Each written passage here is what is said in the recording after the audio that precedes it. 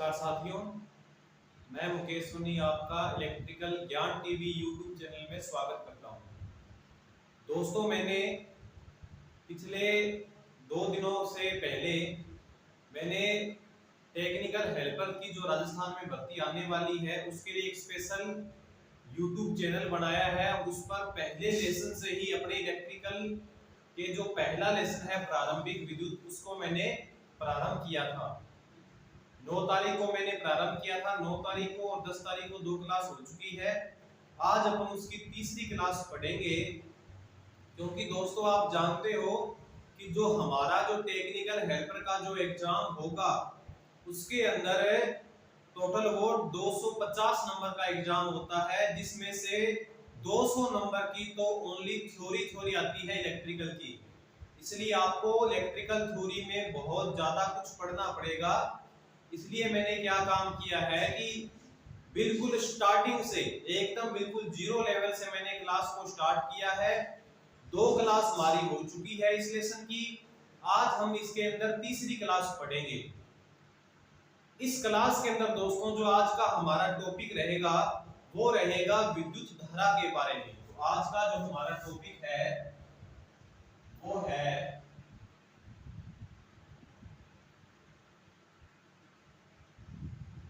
Electric current.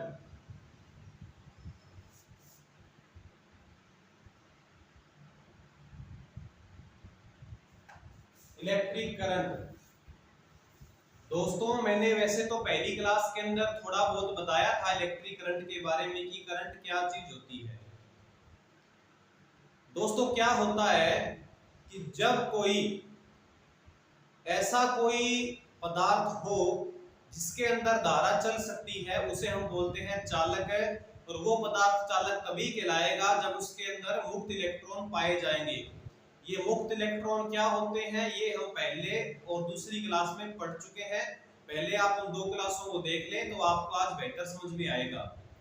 तो क्या होता है दोस्तों, जिन पदार्थों में मुक्त इलेक्ट्रॉन पाए जाते हैं उनको यदि थोड़ा बहुत इलेक्ट्रिक प्रेशर दिया जाए तो वो मुक्त इलेक्ट्रॉन अपनी कक्षा छोड़कर बाहर चले जाते हैं। वो क्या काम करते हैं, या तो कोई अन्य धातु का परमाणु है उसके साथ वो मुक्त इलेक्ट्रॉन क्रिया करके या तो उसकी कक्षा पूरी कर देगा, या वो उसमें से अपने अंदर इलेक्ट्रॉन लेकर अपनी कक्षा पूर्ण कर लेगा। कक्षा कैसे पूरी होती है उसके लिए अपने पढ़ चुके हैं कि 2n स्क्वायर सूत्र से अपने कक्षाओं का कितने इलेक्ट्रॉन आएंगे उसका सूत्र हम कितने इलेक्ट्रॉन आते हैं वो हम पढ़ चुके हैं।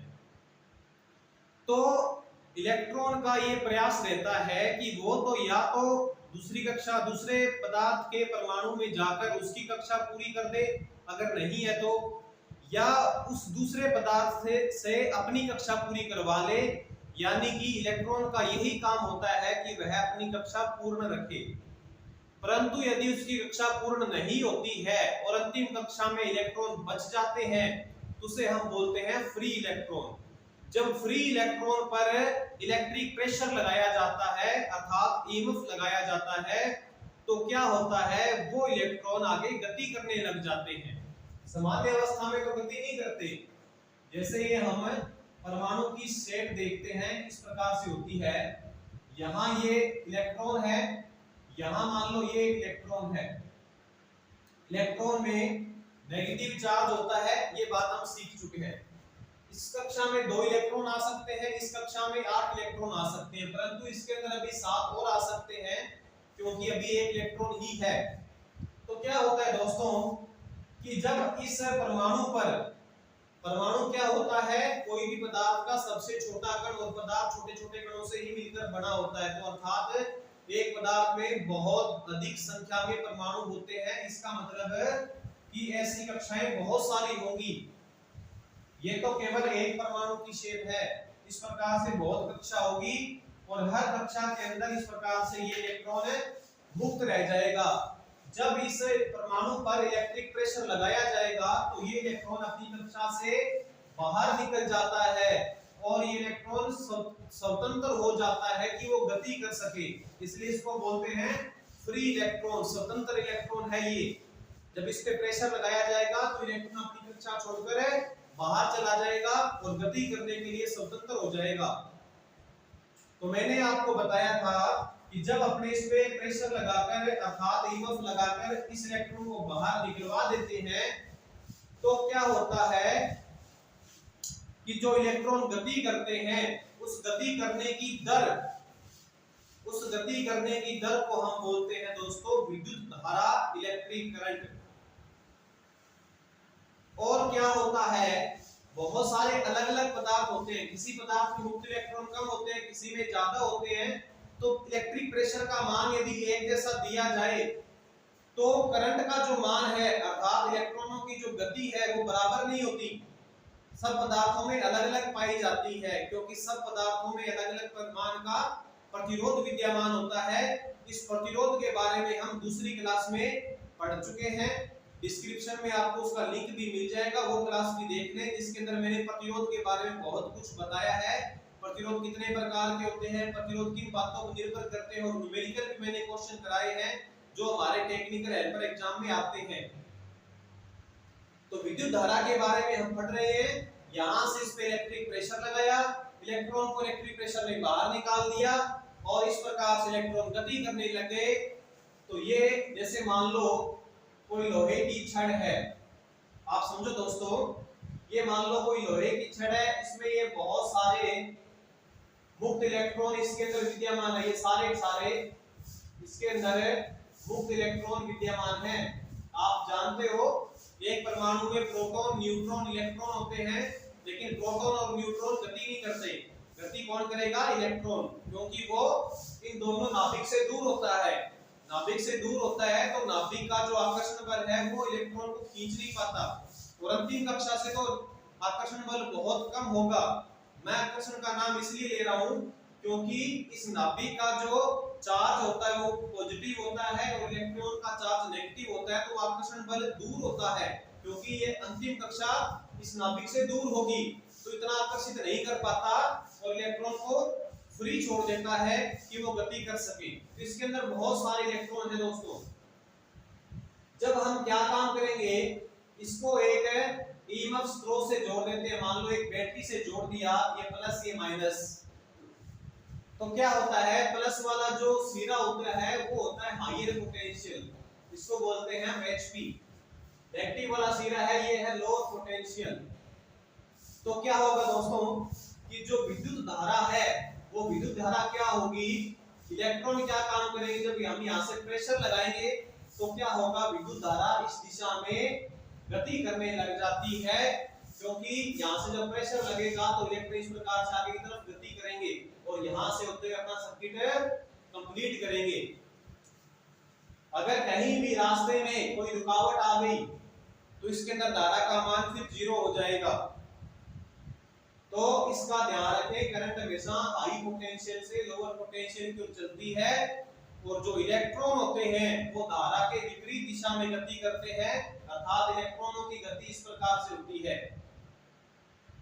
तो विद्युत धारा हम क्या बोलेंगे, इलेक्ट्रॉनों की गति करने की दर, और इलेक्ट्रॉनों में चार्ज होता है, उस चार्ज को हम बोलते हैं, उस चार्ज का जो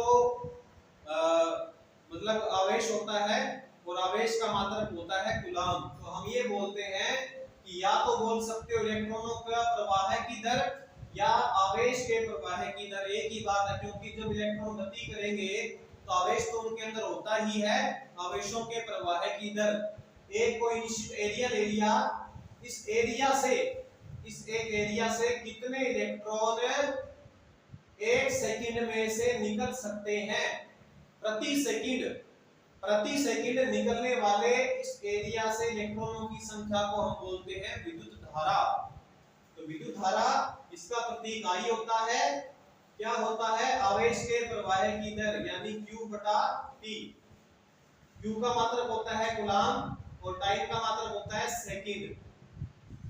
यहां से एक फार्मूला ये भी बन सकता है Q = IT। इस फार्मूले से दोस्तों सवाल आते हैं काफी सारे, और इस सूत्र से एक मात्रक बनेगा कूलम्ब/सेकंड और एक मात्रक और होता है एम्पियर। तो धारा के दो मात्रक हैं। आपसे पूछ लिया जाए विद्युत धारा का क्या मात्रक है तो आप क्या बताओगे कि कूलाम बटा सेकंड और एम्पियर। अगर ऑप्शन में कूलाम बटा सेकंड नहीं है तो उत्तर में फिर एम्पियर दिया होगा। तो ये है दोस्तों विद्युत धारा के बारे में सामान्य जानकारी।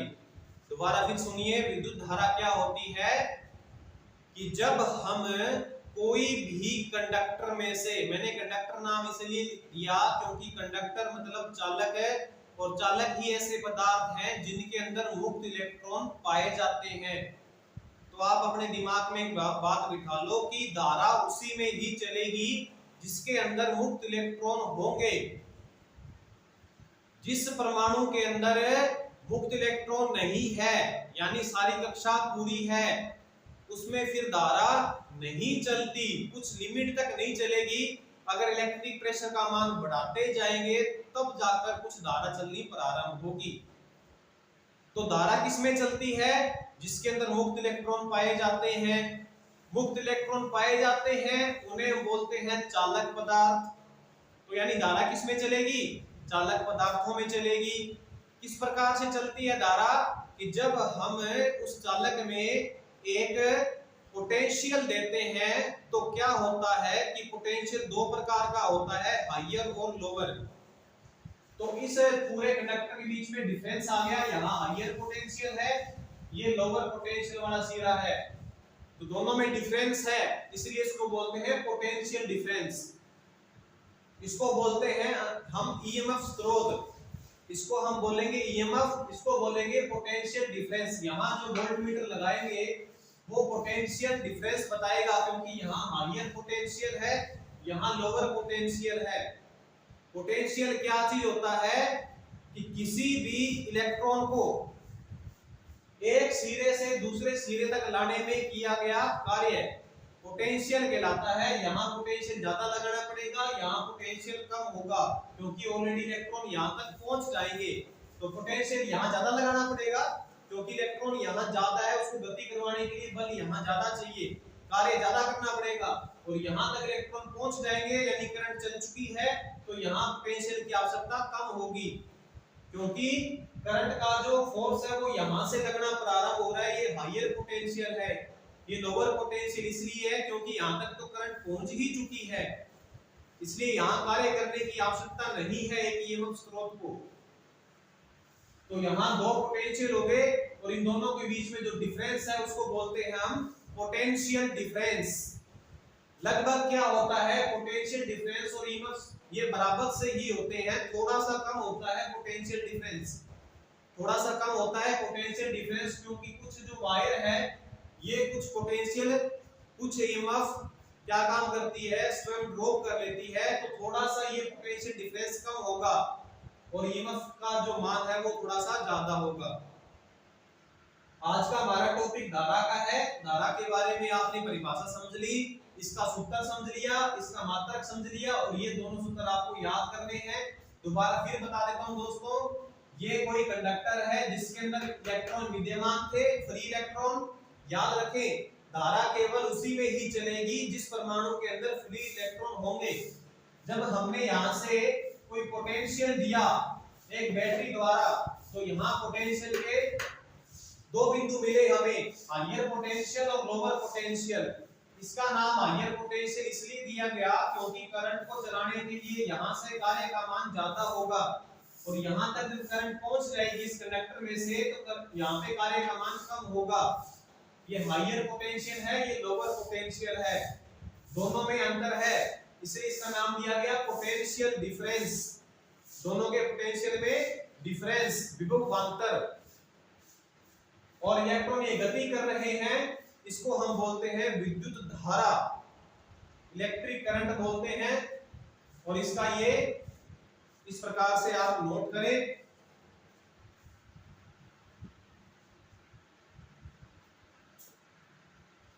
दोस्तों मैं आपको कुछ पॉइंट लिखा देता हूं इसके अंदर। सबसे पहले डेफिनेशन लिखेंगे हम, विद्युत धारा क्या होती है।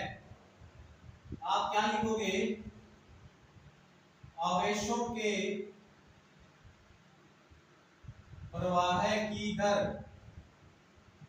विद्युत धारा क्या होती है, आवेशों या इलेक्ट्रॉनों के प्रवाह की दर को हम बोलते हैं विद्युत धारा। इसके बाद इसका प्रतीक होता है आई। कहीं आप इसका प्रतीक सी ना कर दें, सी कूलाम का होता है और कैपेसिटेंस का होता है। नेक्स्ट है इसका मात्रक। मात्रक इसके दो हैं, एक तो है कूलाम बटा सेकंड, एक तो है कूलाम बटा सेकंड और एक है एम्पियर। दोनों बराबर हैं, इसलिए कोई भी मात्रक आ सकता है, याद रखना है आपको। इसके बाद इसका सूत्र I बराबर है Q बटा T। I बराबर Q बटा T। I धारा है, Q आवेश है, Q है आवेश और T समय, टाइम। तो ये चार बातें आप नोट कर ले। पांचवी बात हम लिखेंगे कि विद्युत धारा कितने प्रकार की होती है। दो प्रकार की विद्युत धारा होती है, एक होती है एसी करंट और एक होती है डीसी करंट। इन दोनों के बारे में आज हम विस्तार से पढ़ेंगे। ये 4 पॉइंट हैं अभी के लिए 5, इनको आप नोट करें। नेक्स्ट हमारा जो टॉपिक रहेगा कि एसी और डीसी करंट क्या होती है।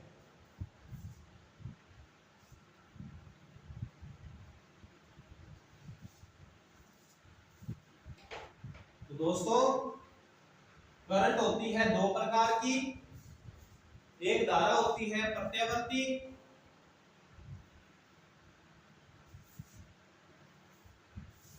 और एक होती है दिष्ट धारा। सबसे पहले हम पढ़ते हैं प्रत्यावर्ती धारा।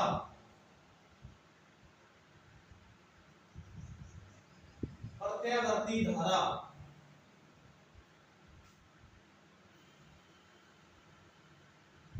अल्टरनेटिंग करंट, जिसे छोटे रूप में हम एसी बोलते हैं। अल्टरनेटिंग करंट, प्रत्यावर्ती धारा। देखो दोस्तों, आप इसके नाम से समझ लो, इसके नाम से समझ लो प्रत्यावर्ती धारा। प्रत्यावर्ती का मतलब ये बना कि परिवर्तित होने वाली, अल्टरनेट मतलब बदलने वाली या परिवर्तित होने वाली धारा। बहुत इंपॉर्टेंट आज का टॉपिक है हमारा। विद्युत धारा दो प्रकार की है। नंबर 1 है इलेक्ट्रिक अल्टरनेटिंग करंट। अल्टरनेटिंग का मतलब क्या बना, हिंदी में क्या लिखा हमने, प्रत्यावर्ती मतलब परिवर्तित होने वाली धारा। यानी एक ऐसी धारा जो अपना मार्ग और दिशा समय के साथ साथ बदलती रहती है। यानी जिस प्रकार से समय बदलता रहता है उसी प्रकार से उसका मान और उसके सापेक्ष, समय के सापेक्ष उसका मान और दिशा भी बदलती रहती है। यानी कभी उसका मान कुछ होगा, कभी उसका मान कुछ होगा, कभी उसका मान कुछ मिलेगा।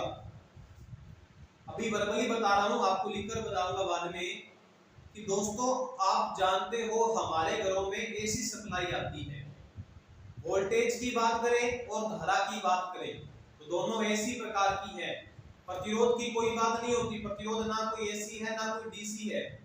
प्रतिरोध तो कोई पदार्थ का एक प्रॉपर्टी है, उसके गुण है पदार्थ का, वो एसी डीसी से लेना देना नहीं है। वो तो वैसे ही काम करेगा जैसे एसी पर काम करता है, वैसे डीसी पर काम करता है। तो एसी डीसी अपने वोल्टेज और करंट और पावर से लेंगे। तो एसी धारा क्या होगी, मैं अभी एक बात धारा की बात करता हूं या वोल्टेज की बात करूं तो हमारे घरों में एक छोटा सा आपको एग्जांपल बताता हूं। जैसे मान लो आपने पंखा चला रखा है या कूलर चला रखा है, उसमें आपने एसी सप्लाई से उसको जोड़ रखा है। तो क्या होता है दोस्तों, आप जानते हो हमारे घरों में स्टैंडर्ड ये माना गया है भारतीय विद्युत नियम के अनुसार कि 230 वोल्ट एसी आनी चाहिए। और वोल्टेज में कितने परसेंट का अंतर हो सकता है, तो प्लस माइनस 6% का, 6% का अंतर माना जा सकता है। ये थोड़ा सा आप अलग से बता रहा हूं कि वोल्टेज में प्लस माइनस 6% का अंतर हो सकता है भारतीय विद्युत नियम के अनुसार। यानी 230 वोल्ट का प्लस माइनस 6% हो सकता है। और हमारे घरों में 230 वोल्ट आ गई, उसके बाद में हमने बहुत सारे लोड कनेक्ट कर दिए। लोड कनेक्ट करने पर आप जानते हो वोल्टेज कुछ ना कुछ कम जरूर होगी, 230 नहीं रहेगी, 230 से वो थोड़ी सी कम हो जाएगी, क्योंकि लोड जोड़ दिया है आपने। लोड का रेजिस्टेंस होता है, वो खुद वोल्टेज ड्रॉप करते हैं, तो वोल्टेज कुछ कम हो जाएगी। उस कम कितनी कम हो सकती है वोल्टेज को, तो प्लस माइनस 3%। क्योंकि प्लस इसलिए लगाया क्योंकि वोल्टेज बढ़ भी सकती है। अगर आपने कैपेसिटिव लोड लगा रखे हैं तो वोल्टेज बढ़ भी सकती है, और आपने इंडक्टिव लोड ज्यादा लगा रखे हैं तो वोल्टेज घट भी सकती है। तो वोल्टेज में फिर कितने का अंतर हो सकता है, तो प्लस माइनस 3% का। जबकि जो सप्लाई हमें डिस्ट्रीब्यूशन डिपार्टमेंट देता है उसमें प्लस माइनस 6% का अंतर हो सकता है। दोनों में थोड़ा सा आप याद रखें। तो बात कर रहे हैं अपने अल्टरनेटिंग करंट की। तो मैं बता रहा था कि यदि आप उस पंखे को एसी सप्लाई देते हो, अर्थात 230 वोल्ट से आप उसको जब जोड़ोगे तो वो 230 वोल्ट फिक्स नहीं रहेगी कभी भी। उस वोल्टेज का मान कभी भी 230 वोल्ट फिक्स नहीं होता है। उस पंखे पर, या मान लो एक बल्ब है, विद्युत लैंप है, उसको हमने 230 वोल्ट से जोड़ दिया। एसी धारा आती है हमारे घरों में, तो उसको 230 वोल्ट एसी से जोड़ दिया और अपने सप्लाई दी, स्विच ऑन किया, तो उसका मान कभी 0 वोल्ट होगा वोल्टेज का, कभी 10 होगा, कभी 20, कभी 230, कभी 230 से भी ज्यादा जाएगा, फिर उसका मान कम होगा। इस प्रकार से एसी का मान घटता बढ़ता रहता है। अब आप एक बात सोचो कि जैसे कि मैंने बताया उस विद्युत लैंप में वोल्टेज कभी 0 भी होगी, कभी वोल्टेज उसमें कम भी होगी, और कभी वोल्टेज ज्यादा भी होगी। तो फिर तो ऐसा होना चाहिए कि लैंप कभी तो बंद होना चाहिए, कभी प्रकाश कम देना चाहिए, कभी उसको प्रकाश ज्यादा देना चाहिए, परंतु ऐसा क्यों नहीं होता। वो एकदम अपने फिक्स जो उसका प्रकाश है उतने प्रकाश पर वो प्रकाशमान होता रहता है, कम ज्यादा नहीं होता। जबकि वोल्टेज रियल में ऐसा होता है कि कभी वोल्टेज 0 भी हो जाती है, तो कभी वोल्टेज बहुत ज्यादा भी हो जाती है, लेकिन वो अपना प्रकाश एकदम नियत रखता है। कोई भी लोड हो एसी का, चाहे वो पंखा है या कोई भी और भी लोड है, सभी अपना काम एकदम फिक्स रखते हैं, कम ज्यादा नहीं करते। तो उसका कारण ये है क्योंकि जो उसमें जो चेंज हो रहा है एसी के अंदर वोल्टेज में, कभी 0 में, कभी 10, कभी 230, कभी ज्यादा, कभी कम, उसमें जो टाइम लग रहा है कम ज्यादा होने में वो बहुत कम टाइम है। इतना कम टाइम है कि बल्ब बंद होने का प्रयास करता है। 0 वोल्ट जब उस पर सप्लाई आएगी तो वो बंद होने का प्रयास करेगा बल्ब, परंतु उसी समय ही उस पर वोल्टेज पुनः आ जाएगी तो बल्ब फिर पुनः प्रकाश देगा। यानी बल्ब प्रकाश देता ही रहता है, क्योंकि वो 0 वोल्ट होने का टाइम बहुत ही मिली सेकेंड में है, इसलिए वो बल्ब बंद नहीं होता, प्रकाशमान होता रहता है। तो ऐसी धारा की सबसे पहले आप परिभाषा समझो दोस्तों। वह धारा जिसका मान और दिशा समय के साथ साथ बदलते रहते हैं। इसका अगर अपने ग्राफ बनाए तो आप सभी ये ग्राफ समझ चुके होंगे। आईटीआई के अंदर हमें ग्राफ सिखाया जाता है इस प्रकार से, ये पॉजिटिव और ये नेगेटिव। आप जानते हो अगर अपने सिंगल फेज की बात करें तो सिंगल फेज के अंदर एसी के 2 पॉइंट आते हैं, एक होता है फेज, एक होता है न्यूट्रल। तो मैं ये जो कम ज्यादा होने की बात कर रहा हूं दोस्तों, ये फेज की बात कर रहा हूं। न्यूट्रल में तो कुछ ऐसा होता ही नहीं है, न्यूट्रल तो न्यूट्रल है, उसमें तो धारा ही नहीं है। जब तक आप लोड से नहीं जोड़ोगे तब तक न्यूट्रल में कोई धारा नहीं। लेकिन उस फेज में ऐसा होता है कि वोल्टेज का मान कभी ज्यादा कभी कम। आप देखो ये टाइम है, इस लाइन पे मैंने x अक्ष पर टाइम लिया है और ये y अक्ष है, इस पर मैंने वोल्टेज को माना है। तो यहाँ पर 0 वोल्ट, यहाँ पे ज्यादा, यहाँ पर ज्यादा, यहाँ पर ज्यादा, यहाँ सबसे ज्यादा, फिर यहाँ वोल्टेज कम होने लग जाती है और यहाँ आकर पुनः शून्य हो जाती है। फिर यहाँ आकर वोल्टेज फिर घटना स्टार्ट, यहाँ से फिर बढ़ना स्टार्ट होगी और यहाँ जाकर फिर मैक्सिमम हो जाएगी। ये चलेगी नेगेटिव में, अर्थात उसकी दिशा बदल चुकी है, धारा की दिशा बदल गई और यहाँ आकर पुनः फिर वो शून्य हो जाएगी। तो आपसे कभी पूछा जाए कि ऐसी धारा ये कितना चक्र बनाया मैंने, एक चक्कर, ये कितना हुआ है, अभी सर्किल कितना कंप्लीट हुआ है, एक सर्किल कंप्लीट हुआ है। यहां से लेकर यहां तक एक सर्किल में कितना कोण होता है, 360 डिग्री का, और यहां कितना हो गया फिर 180 डिग्री का। यहां कितना है, बिल्कुल इसके बीच में 90, 180 और 360 के बीच में कितना होता है, 270। तो दोस्तों यहां वोल्टेज 0 होगी, 90 डिग्री पर मैक्सिमम होगी, 180 पर फिर 0 होगी, 270 पर फिर मैक्सिमम होगी, 360 पर फिर 0 हो जाएगी। तो इस प्रकार से एसी अपना मान एक चक्कर के अंदर 4 बार चेंज करती है। कितनी बार, 4 बार। ये देखो आप, सबसे पहले इसने अपना मान यहां मैक्सिमम तक लेके गई वोल्टेज, फिर वोल्टेज घटना प्रारंभ हो गई, फिर माइनस में बढ़ना प्रारंभ हुई, फिर माइनस में घटना प्रारंभ हुई। इस प्रकार से 1 2 3 4। तो आपसे पूछ लिया जाए कि एसी अपना मान एक चक्कर में कितनी बार पूर्ण करती है, तो 4 बार। ये तो बात हुई एक चक्कर की। और अपने घरों में जो ऐसी सप्लाई आती है वो 1 सेकंड समय में, दोस्तों 1 सेकंड समय में वो सप्लाई हमारे घरों में जो आती है ऐसी 1 सेकंड समय में ऐसे 50 चक्कर पूर्ण कर लेती है, 50 चक्कर पूर्ण कर लेती है। इसलिए अपने बोलते हैं 50 हर्ट्ज, इसको बोलते हैं फ्रीक्वेंसी, बारंबारता, आवृत्ति। यानी कि ये जो ऐसी धारा है 1 सेकंड में अपने कितने चक्कर बना रही है, ऐसे वैसे कितने चक्कर बनाएगी, 50। इसलिए अपने बोलते हैं, ये पूरे ऑल ओवर इंडिया की बात कर रहे हैं, इंडिया में जहां कहीं भी ऐसी धारा है वो अपना 50 चक्कर बनाएगी 1 सेकंड में। 50 चक्कर, ये तो हुआ है 180 डिग्री तक, तो आधा यहां जाकर पूरा हुआ है। कहीं आप इस चक्कर को यहां पूरा ना समझ ले, चक्कर पूरा यहां आकर हुआ है।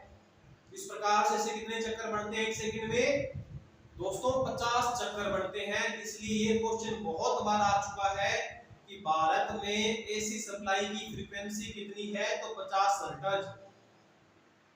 बहुत सारे ऐसे देश भी हैं जहां सप्लाई फ्रीक्वेंसी का मान थोड़ा सा कम होता है, 40-50 भी होता है, 40 भी होता है, और कई में 60 भी होता है।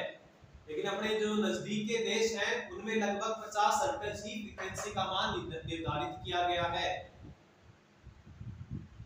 अब दोस्तों फ्रीक्वेंसी से क्वेश्चन आता है जो बहुत ज्यादा इंपॉर्टेंट है कि भारत में जो फ्रीक्वेंसी 50 हर्ट्ज मानी गई है उसमें कितने परसेंट का वेरिएशन हो सकता है, कितने परसेंट का उसमें वेरिएशन हो सकता है, यानी कितने परसेंट फ्रीक्वेंसी बढ़ जाए या घट जाए तो हमारे घरों में लगे उपकरण खराब नहीं होंगे, या फिर जो भारत की जो विद्युत नियम है उनका उल्लंघन नहीं होगा। तो ऐसा कितना परसेंट का अंतर हो सकता है, तो आपने क्या मानेंगे उत्तर उसका, प्लस माइनस 3%। बहुत बार कंपटीशन में आया है। दोबारा फिर सुनिए कि भारत की जो एसी की जो फ्रीक्वेंसी है उसमें कितने परसेंट का वेरिएशन हो सकता है, तो प्लस माइनस 3%। प्लस माइनस का मतलब कि 50 का 3% निकालिए, 1.5 हो गया। तो 50 में एक बार 1.5 जोड़ो, 51.5 और 1.5 माइनस करो तो 48.5। तो फ्रीक्वेंसी अगर 48.5 से 51.5 के बीच में रह जाती है, यानी 48.5 से कम ना हो और 51.5 से ज्यादा ना हो, तो विद्युत नियम का उल्लंघन भी नहीं है और हमारे घरों में जो उपकरण लगे हैं वो खराब भी नहीं होंगे, क्योंकि वो उस फ्रीक्वेंसी पर ही डिजाइन किए जाते हैं 50 पर।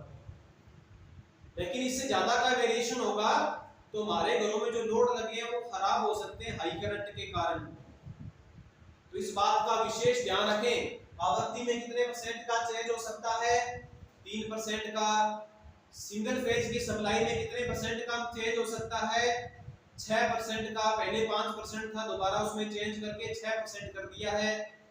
वो और भी आगे पढ़ेंगे अपने कि हाई वोल्टेज के अंदर, एचवी वोल्टेज के अंदर 12.5% का वेरिएशन हो सकता है।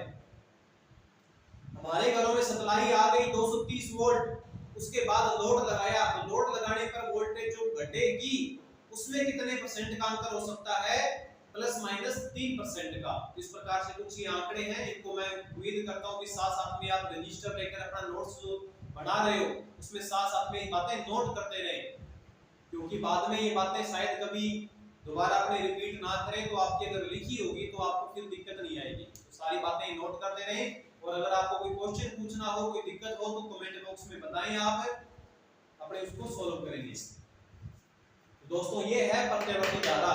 मैं बता रहा था कि जैसे मान लो कोई विद्युत लैंप को अपने सप्लाई दी, तो यहाँ उसका मान वोल्टेज का मान 0 हुआ, परंतु अगले ही क्षण उसका मान कुछ बढ़ा, फिर यहाँ जाकर मैक्सिमम हुआ, तो बल्ब कभी बंद होगा ही नहीं। तो ऐसी धारा जिसका मान और दिशा बदलता रहता है वह प्रत्यवर्ती धारा है, और इसमें ये 360 डिग्री के 50 चक्कर पूर्ण होते हैं।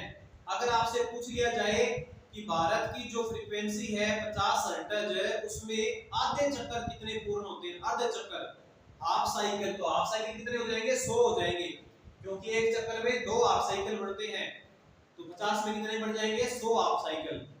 तो भारत की फ्रीक्वेंसी कितनी हो गई, 50 हर्ट्ज। अब इसके बाद में एसी के बारे में ये है कि एसी कौन पैदा करता है, कहां से मिलती है हमें एसी। तो एसी पैदा करने के लिए एक मशीन होती है अल्टरनेटर, एक मशीन होती है अल्टरनेटर, जो कि एसी को पैदा करती है। आप देखते हो कि बहुत बार सप्लाई चली जाती है, तो हमारे घरों के आसपास आप देखते हो अल्टरनेटर होता है, जिसको चलाकर एसी को पैदा किया जाता है।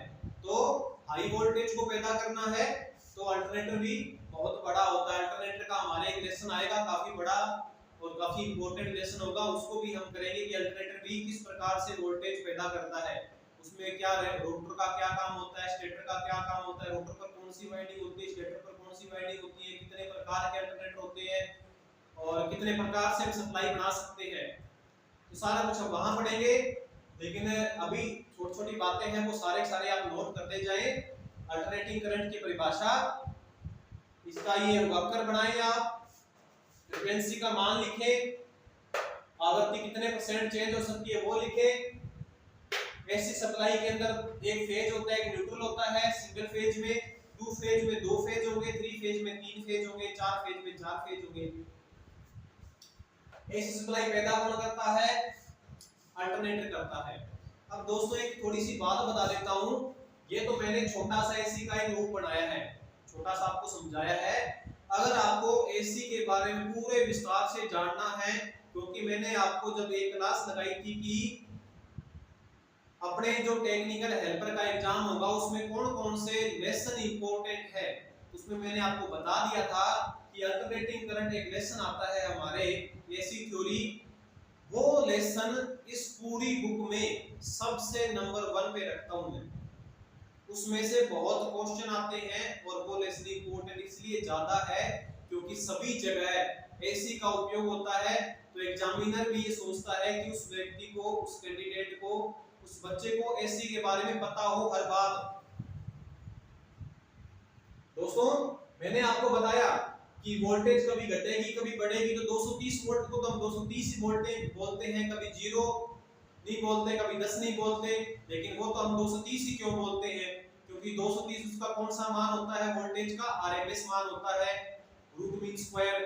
तो ये सारा कुछ मैं बता चुका हूं इसी YouTube चैनल पर। आपको प्लेलिस्ट में एक लेसन मिलेगा एसी थ्योरी, जो बहुत इंपॉर्टेंट है हमारे टेक्निकल हेल्पर का एग्जाम हो, चाहे डीएमआरसी का, दिल्ली मेट्रो का हो, चाहे आईटी इलेक्ट्रीशियन बेस पर कोई भी एग्जाम हो, उसमें एसी थ्योरी लेसन से आपको क्वेश्चन जरूर मिलते हैं। ऐसा मैंने तो आज तक कोई एग्जाम देखा नहीं है जिसमें इलेक्ट्रीशियन एसी थ्योरी में से कोई क्वेश्चन ना आया हो, 4-5 क्वेश्चन तो जरूर आते हैं। तो मैंने पूरी प्लेलिस्ट में एसी थ्योरी के बारे में बहुत विस्तार से बताया है, आरएमएस मान क्या होता है, पीक मान क्या होता है, फॉरवर्ड फैक्टर क्या होता है, पी फैक्टर क्या होता है।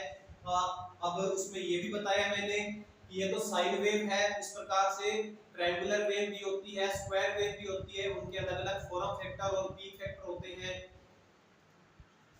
तो सारा कुछ मैं बता चुका हूं, अगर आपको वो क्लास देखनी है तो प्लेलिस्ट में मिल जाएगी, 10 या 9 क्लास होगी उसकी, तो वो आप उनसे वहां से सीख लो, मेहनत करोगे तो आपको वो लेसन सारा आने लग जाएगा और बहुत इंपॉर्टेंट लेसन है। तो अभी तो हम अल्टरनेटिंग करंट के बारे में इतना ही कुछ पढ़ेंगे। जो जो बातें बोली है वो मैं एक बार यहाँ पे सारा कुछ लिख देता हूँ।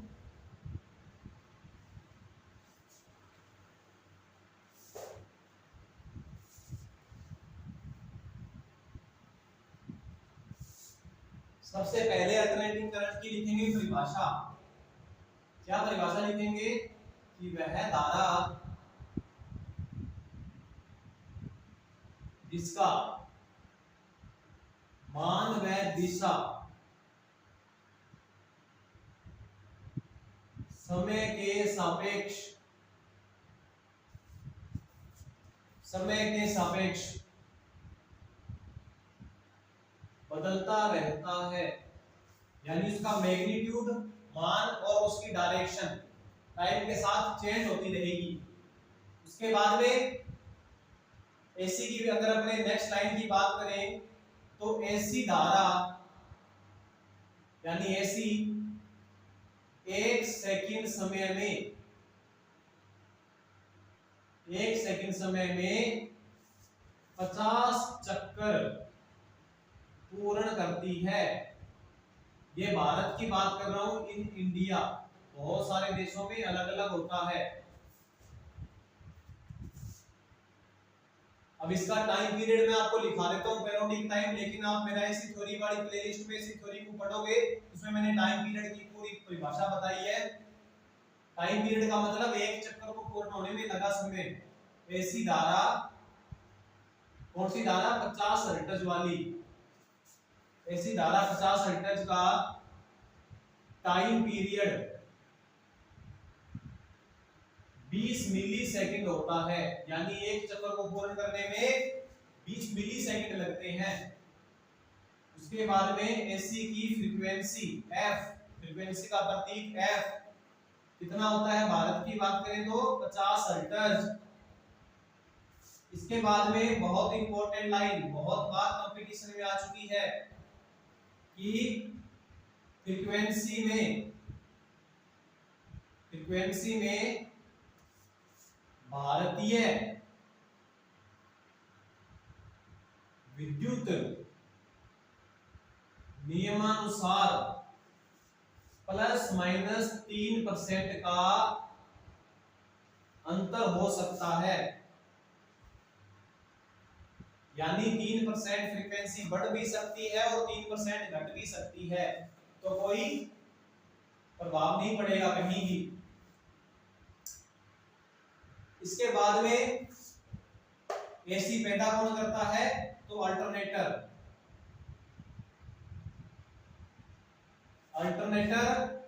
द्वारा एसी पैदा की जाती है। अगर एसी के उपयोग की बात करेंगे, एसी का उपयोग कहाँ होता है, तो आप समझते हो एसी का उपयोग तो बहुत जगह होता है। हमारे घरों में सप्लाई ही एसी आती है, और उसका भी बहुत सारे कारण हैं कि एसी सप्लाई ही क्यों आती है, डीसी क्यों नहीं आ सकती। तो वो सारा कुछ आपको मेरी एसी थ्योरी के अंदर वो सारा कुछ मिल जाएगा आपको, तो वहां से देख ले। एसी के बारे में अभी एक बार इतनी बातें करेंगे अपने। नेक्स्ट करंट लिखते हैं, और वो भी आप लिख ले कि वोल्टेज में, सिंगल फेज की वोल्टेज में 230 वोल्ट जो आती है उसमें ±6% का वेरिएशन हो सकता है, और वोल्टेज आ जाने के बाद, घरों में आ जाने के बाद लोड लगाने पर ±3% का वेरिएशन हो सकता है। वोल्टेज 3% बढ़ भी सकती है और 3% घट भी सकती है, तो कोई इफेक्ट नहीं पड़ेगा।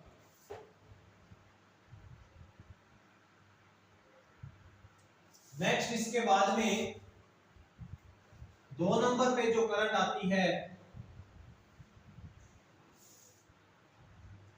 वो है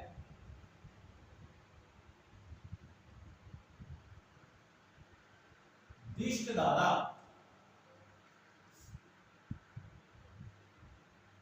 डायरेक्ट करंट, दिष्ट धारा, डायरेक्ट करंट, जिसे हम शॉर्ट रूप में बोलते हैं डीसी। दोस्तों आप इसके नाम से समझो, इस प्रकार प्रत्यावर्ती धारा के नाम से समझा, उसी प्रकार इसके नाम से समझो कि डायरेक्ट करंट, अर्थात जिसका न तो मान बदलता है और न ही जिसकी दिशा बदलती है, डायरेक्ट सीधा जो करंट है जिसका वेव फॉर्म बिल्कुल सीधा होता है, इसका न तो मान बदलता है, एसी का मान बदल रहा था, कभी वोल्टेज कम हो रही थी कभी ज्यादा हो रही थी, उसी प्रकार से धारा का मान भी कभी ज्यादा हुआ कभी कम होगा, लेकिन रेजिस्टेंस का मान चेंज नहीं होगा, रेजिस्टेंस एकदम कांस्टेंट रहेगा। डीसी में क्या होता है कि वोल्टेज अगर 230 आ गई तो वो 230 ही रहेगी, उसका मान चेंज नहीं होगा, ना उसका मान कभी 0 होगा, कभी ना उसका मान 229 होगा, ना कभी 231 होगा, अगर 230 है तो 230 ही रहेगा। ये होती है डीसी की विशेषता, और ना उसकी कभी डायरेक्शन चेंज होती है। तो अपने क्या बोले, ना तो उसकी डायरेक्शन चेंज ना ही उसका मान चेंज। तो आप एक आइडिया लगाओ कि डीसी धारा की फ्रीक्वेंसी कितनी होती होगी, क्योंकि उसका दिशा नहीं चेंज हो रही, तो कितनी फ्रीक्वेंसी होती होगी, आप आइडिया लगाओ तो आपको पता चलेगा कि डीसी धारा की फ्रीक्वेंसी कितनी होती है, 0। 4 नवंबर 2012 टेक्निकल हेल्पर का एग्जाम हुआ था, उसके अंदर शायद ये पहला ही क्वेश्चन था कि डीसी धारा की फ्रीक्वेंसी कितनी होती है, 0 हर्ट्ज। और मेरे को उसका स्क्रीनशॉट मिला, तो मैं आपको इस वीडियो के अंदर इस क्लास में जरूर लगा के बताऊंगा कि आपको पता चले कि ऐसे ऐसे छोटे छोटे क्वेश्चन ही आएंगे हमारे, कोई बहुत ज्यादा कोई डीप से नहीं आएगा, लेकिन हम पढ़ेंगे डीप, लेकिन कोई ज्यादा नहीं आते। डीसी धारा की फ्रीक्वेंसी कितनी होती है, 0 हर्ट्ज, क्योंकि ना उसका मान चेंज हुआ ना उसकी डायरेक्शन चेंज हुई। उसका मैं स्क्रीनशॉट जरूर लगाऊंगा कि जिसमें आपको पता चलेगा कि ऐसा क्वेश्चन भी आया हुआ है। डीसी धारा का कितना आवृत्ति का मान होता है, फ्रीक्वेंसी का मान होता है। तो अभी क्या समझा आपने कि एक ऐसी धारा जिसका मान न तो चेंज होता है ना दिशा चेंज होती है, उसकी फ्रीक्वेंसी 0 है, वह डीसी कहलाती है। अब आप सोचो दोस्तों, क्या डीसी का उपयोग कहीं होता है? जो बच्चे ज्यादा नहीं इलेक्ट्रिशियन थ्योरी पर ध्यान दिया या इलेक्ट्रिशियन थ्योरी के बारे में ज्यादा नहीं पता, वो ये सोचते हैं कि हमारे घरों में तो एसी सप्लाई आती है, तो डीसी का उपयोग तो हमारे घरों में तो शायद होता ही नहीं होगा। लेकिन ये मानो कि आज के समय के अंदर एसी से ज्यादा उपयोग डीसी का हो रहा है। हमारे घरों में जितने भी इलेक्ट्रॉनिक्स डिवाइसेस हैं, चाहे वो टीवी है, चाहे वो एलईडी लैंप है, चाहे वो एसी है, चाहे जितने भी हैं इलेक्ट्रॉनिक्स डिवाइसेस हैं, उनके अंदर डीसी का उपयोग होता है। जितने भी मोटर व्हीकल हैं, चाहे कार, ट्रक, बाइक है, सबके अंदर डीसी सप्लाई से ही बैटरी को चार्ज किया जाता है, और वो बैटरी अपने आउटपुट में सप्लाई देती है, वहां भी डीसी का उपयोग होता है। एक चाहे जनरेशन स्टेशन हो, चाहे ट्रांसमिशन स्टेशन हो, वहां डीसी का बहुत उपयोग होता है। डीसी का उपयोग ट्रिपिंग के लिए, यानी कोई भी सर्किट को बंद करवाने के लिए और चालू करवाने के लिए डीसी का उपयोग बहुत ज्यादा होता है, क्योंकि डीसी विश्वसनीय है, इसका मान चेंज नहीं होता। तो ट्रिपिंग सर्किट चाहे कौन सा भी हो, डीसी से ऑपरेट होता है, क्लोजिंग सर्किट भी डीसी से ऑपरेट होता है। तो डीसी का उपयोग बहुत जगह होता है। एक सिनेमा प्रोजेक्टर में एक लैंप होता है, आर्क लैंप, उसके बारे में बहुत बार क्वेश्चन आता है कि आर्क लैंप को कौन सी सप्लाई से चलाया जाता है। बच्चे क्या होते हैं, वो सोचते हैं लैंप का नाम आया तो लैंप तो हमारे घरों में होता ही है, वो तो एसी से चलता है। तो आर्क लैंप की विशेषता है कि वो डीसी से चलता है। इस प्रकार से बहुत सारी जगह डीसी का उपयोग भी होता है। अब बात करें डीसी कौन बनाता है, तो एक जनरेटर होता है, डीसी जनरेटर। लेसन अपना आएगा डीसी जनरेटर, काफी इंपॉर्टेंट लेसन है वो भी। तो डीसी जनरेटर है, छोटा एक जनरेटर होता है डायनेमो, वो डीसी बनाते हैं। हमारे घरों में आपने इन्वर्टर के अंदर जो बैटरी देखी है, वो भी डीसी सप्लाई देती है। रिमोट होता है, चाहे टीवी का चाहे एसी का, उसके अंदर सेल होते हैं, ड्राई सेल, वो भी डीसी सप्लाई देते हैं। तो डीसी का उपयोग बहुत होता है, हमारे घरों में भी बहुत होता है। और जनरेशन स्टेशन हो, चाहे ट्रांसमिशन स्टेशन हो, पावर ग्रिड का कोई स्टेशन हो, वहां डीसी का उपयोग भरपूर होता है, बहुत होता है डीसी का उपयोग। तो इस प्रकार से दोस्तों याद करने वाली बातें हैं, सारी मैंने आपको वर्बली बता दी है। अब लिखकर बता देता हूं। इसके अगर मैं ग्राफ की बात करूं तो ग्राफ इसका ऐसा होगा, इस प्रकार से बिल्कुल एकदम कांस्टेंट, कोई मान चेंज नहीं हो रहा। टाइम देखो, टाइम चेंज हो रहा है, एक्स अक्ष पर टाइम बदल रहा है, लेकिन वाई अक्ष पर जो वोल्टेज थी उस वोल्टेज का मान उतना ही है, ना तो ज्यादा हो रहा है ना कम हो रहा है। तो यह है डीसी की विशेषता कि डीसी का मान कभी भी चेंज नहीं होता। तो इसके बारे में क्या क्या बातें लिखने वाली है वो सारी मैं दिखा देता हूं। सबसे पहले आप परिभाषा याद करोगे कि वह धारा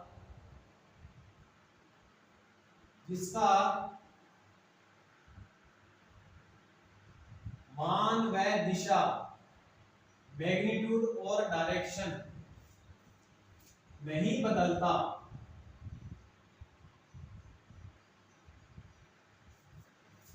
तो वह कौन सी धारा है? डीसी धारा है। उसके बाद डीसी की फ्रीक्वेंसी, डीसी धारा की फ्रीक्वेंसी आवृत्ति कितनी बताओगे? 0। अगर प्योर डीसी है, डीसी भी कई प्रकार की आएगी, आगे अपने लेसन आएगा डीसी थ्योरी का, उसमें बताऊंगा कि डीसी भी कई प्रकार की होती है।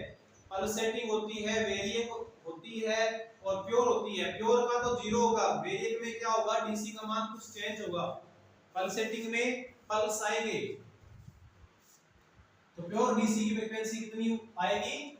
0 हर्ट्ज। उसके बाद में डीसी कौन पैदा करता है?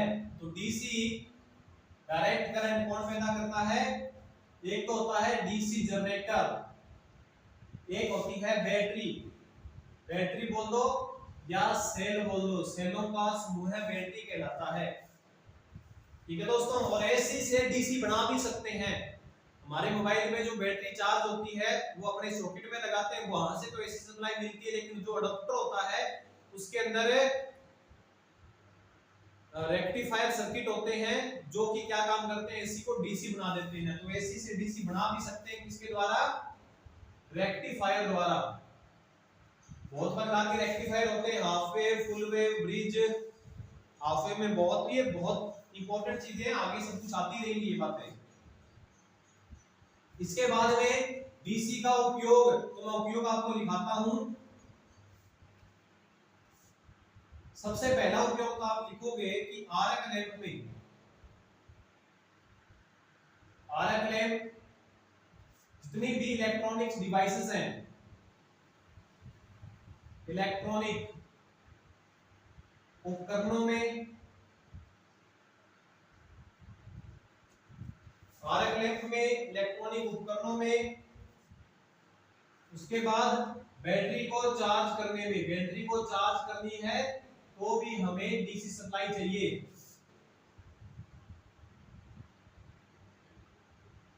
उसके बाद सर्किट ब्रेकर, आगे जाके पता चलेगा सर्किट ब्रेकर क्या होता है। सर्किट ब्रेकर की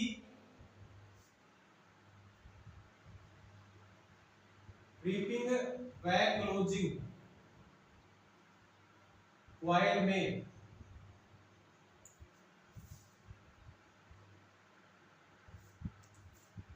और इस प्रकार से बहुत उपयोग है डीसी के, तो वो सारे कुछ आप याद कर लेना। और कैसे डीसी की आप किस प्रकार से क्या होती है वो सारा कुछ पढ़ लिया है हमने। और एक तो कोई उपयोग रह गए हैं तो वो अपने देख लेंगे, लेकिन ये मेन यही है। और डीसी के बारे में जितनी बातें हैं जो इम्पोर्टेंट है, बहुत सारी और भी बातें हैं, वो हम डीसी थ्योरी लेसन जो आएगा उसमें हम और कर लेंगे। लेकिन अभी बेसिक नॉलेज लो आप कि डीसी करंट क्या होती है, इतना कुछ आप डीसी के बारे में लिखें, उनको याद करें। तो आज की क्लास दोस्तों यही खत्म करते हैं हम, जिसके अंदर हमने सीखा है कि विद्युत धारा क्या है, कितने प्रकार की होती है, अल्टरनेटिंग करंट क्या होती है और डायरेक्ट करंट क्या होती है। दोस्तों ये सारी बातें आप याद करें। और आज की तीसरी क्लास खत्म होती है हमारी, और इसी के साथ ही ये जो लेसन है हमारा प्रारंभिक विद्युत का, ये लेसन भी खत्म हो जाता है। अब दोस्तों एक थोड़ी सी इंपॉर्टेंट बात बता देता हूँ आपको कि मेरी एक एप्लीकेशन है जिसका लिंक मैं इस क्लास के अंदर आपको दे दूंगा। उस एप्लीकेशन पर मैंने टेक्निकल हेल्पर की जो वैकेंसीज आने वाली हैं और दिल्ली मेट्रो की भी भर्ती आने वाली है, इसी साल के एंड तक आ सकती है, तो उनकी तैयारी के लिए एक बिल्कुल जीरो लेवल से टेस्ट सीरीज स्टार्ट की है। टेस्ट सीरीज स्टार्ट की है जिसमें मैं 3 दिन, एक सप्ताह में 3 दिन टेस्ट लूंगा, मंगलवार, गुरुवार और रविवार। मंगलवार को जो हम YouTube चैनल पर जो हमारा लेसन कंप्लीट हो चुका है या जो चल रहा है उसका टेस्ट होगा, और गुरुवार को जितने लेसन YouTube क्लासेस में हो चुके हैं सारे लेसनों का टेस्ट होगा, और रविवार को पूरी इलेक्ट्रीशियन बुक का टेस्ट होगा। तो इससे दो तरीके के स्टूडेंट मतलब कवर हो जाएंगे। एक तो स्टूडेंट वो है जो पहली बार तैयारी कर रहे हैं, तो उनके लिए तो मंगलवार का टेस्ट बहुत इंपॉर्टेंट होगा, क्योंकि उसमें YouTube में जो मैंने क्लास लगा दी है उसका टेस्ट होगा, तो वो तो आप देखकर समझकर आसानी से टेस्ट दे दोगे। गुरुवार को जितने भी लेसन हो चुके हैं उनके टेस्ट होंगे, तो जो बच्चे नए तैयारी कर रहे हैं उनके लिए भी अच्छी बात है।